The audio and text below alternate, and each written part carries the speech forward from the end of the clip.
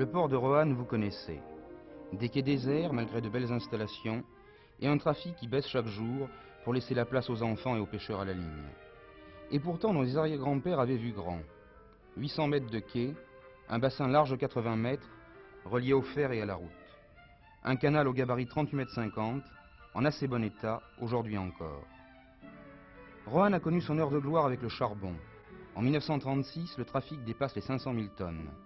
Cette année, il n'atteindra sans doute pas les 100 000. Vint la guerre et le début de la chute des arrivages et des expéditions. Disparu le charbon, terminé le tonnage. Un responsable sans grands moyens financiers, M. Cohen, l'ingénieur des ponts et chaussées.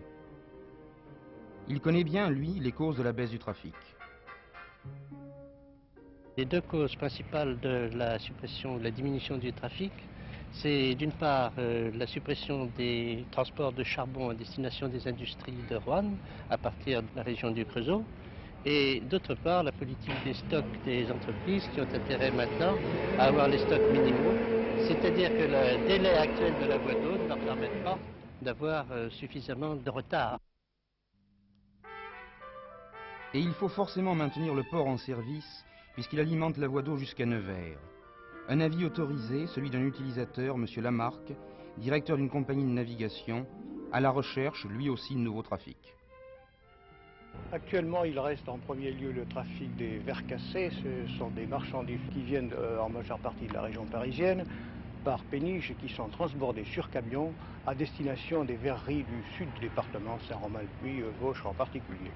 Il y a également un nouveau trafic d'aliments de bétail sous forme de tourteaux qui viennent en majeure partie des USA via Anvers ou Rotterdam et qui sont destinés à une importante usine de l'arrondissement de Roanne à Saint-Martin-d'Estros. C'est un trafic fort intéressant et qui semble devoir se développer parce qu'il est question que d'autres usines s'implantent dans le département, des usines similaires s'implantent dans le département de la Loire. Pour sauver le port, un projet, l'implanter sur la future zone industrielle. Mais est-il bien raisonnable de faire un tel investissement sans être sûr de voir s'y installer les industries? Alors, quelles sont les raisons de ce projet? C'est surtout pour des raisons d'urbanisme, car la ville de Roanne, descendant depuis les anciens emplacements, arrive aujourd'hui pratiquement au contact du port, rendant absolument impossible toute possibilité d'aménagement de terre-plein dans le futur. Un responsable professionnel averti, Louis Dubruel, cite souvent l'exemple de la Belgique, de l'Allemagne ou de la Hollande, qui modernisent sans cesse leur réseau fluvial, l'un des premiers du monde aujourd'hui en trafic et en rentabilité. Alors pourquoi ne pas réaliser, mais très vite, Rhin-Rhône à gabarit international, Seine-Rhône à gabarit européen, et ainsi faire revenir les industriels à Roanne? C'est la raison pour laquelle on a fait une recherche d'un nouvel emplacement dont les frais d'établissement soient réduits au strict minimum, de façon à faire face dans une première phase au trafic actuel et avec la possibilité, au fur et à mesure de l'augmentation du trafic, de faire face, d'élargir et d'augmenter les dimensions du port. Donc vous pensez que le port de Roanne n'est pas encore mort?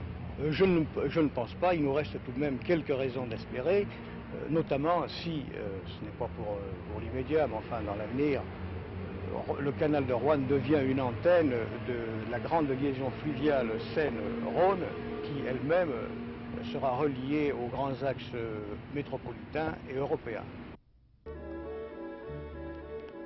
César, avant d'édifier des villes, construisait des voies, qui sont encore romaines.